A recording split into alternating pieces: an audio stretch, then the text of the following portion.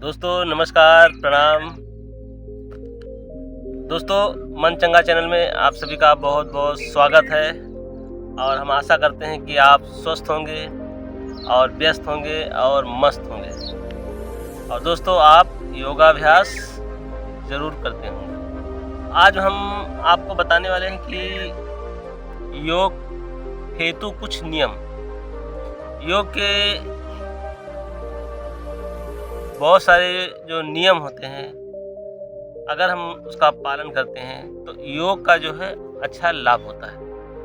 तो आज हम इसके बारे में बताने वाले हैं कि योग में क्या-क्या नियम है, क्या-क्या शर्तें हैं, कैसे हमें करना है और उन नियमों को कैसे पालन करना है। तो इस विषय पे आपको आज हम बताएँगे। योग का जो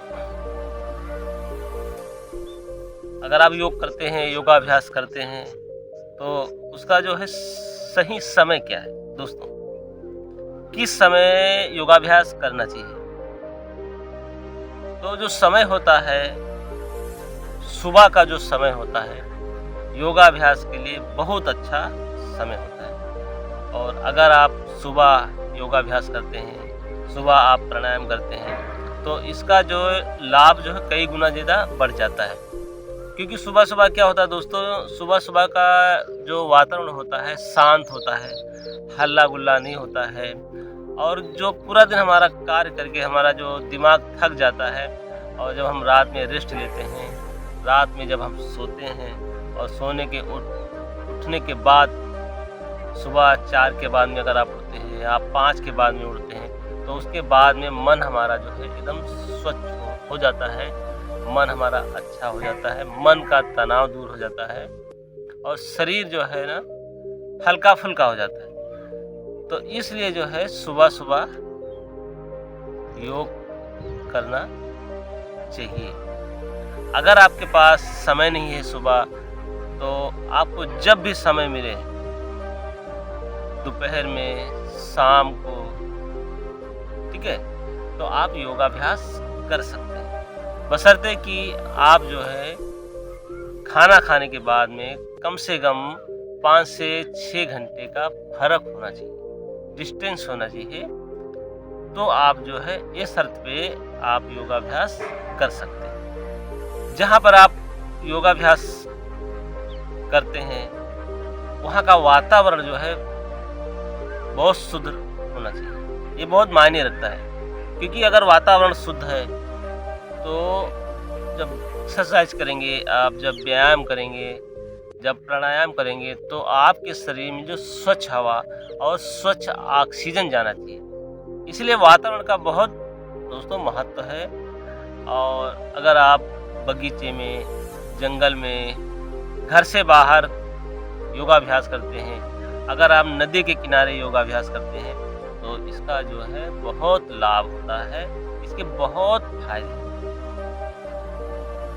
दोस्तों अगर आपके पास बाहर जाने का समय नहीं है, बगीचा नहीं मिल रहा है आपको या आप नहीं जा सकते हैं किसी कारणवश, तो दोस्तों आप घर में भी योगाभ्यास कर सकते हैं। लेकिन घर का वातावरण दोस्तों शुद्ध होना चाहिए। खिड़कियां जो है आपकी घर की खुली होना चाहिए।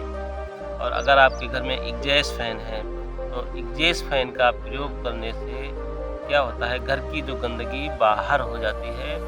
दूसरा दोस्तों, वातावरण घर का अगर शुद्ध करना है तो घी का दिया जलाएं। घी के दिए जलाने से भी वातावरण शुद्ध होता है।